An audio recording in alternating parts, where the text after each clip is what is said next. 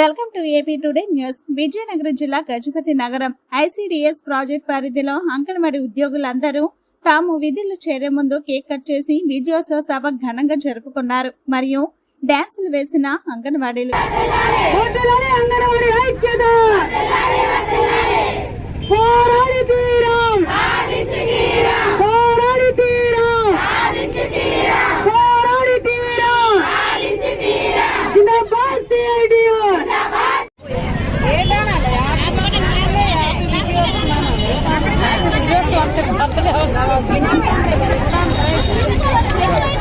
మనం ఈ రోజు నుంచి డ్యూటీలోకి జాయిన్ అవుతున్నాం.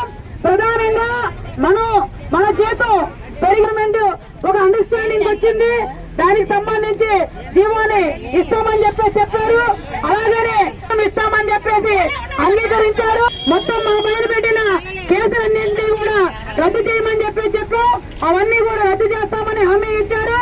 ప్రధానంగా రిటైర్మెంట్ బెనిఫిట్ కి సంబంధించి టీచర్ కి ఇప్పటి వరకు 50,000 ఉంటే మరొక 70,000 రూపాయలు పెంచుతూ 1,20,000 రూపాయలు చేశారు.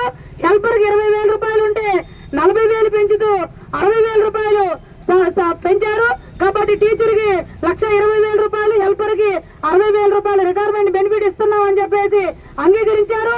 మినీల్ని మెయిన్ గా చేస్తామని జీవో ఇచ్చారు.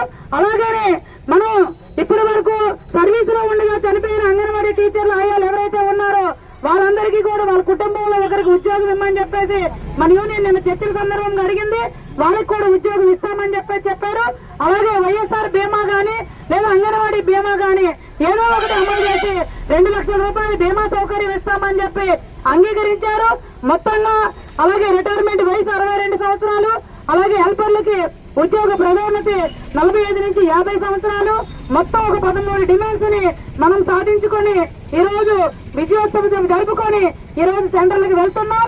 అయితే ఈ విజయోత్సవ సభకు ఈ 42 రోజుల పాటు మనం చేసిన పోరాటానికి ప్రత్యేకించి పరోక్షంగా ప్రత్యక్షంగా అనేక మంది మన సమ్మెకు మద్దతు తెలియజేశారు, పాల్గొన్నారు.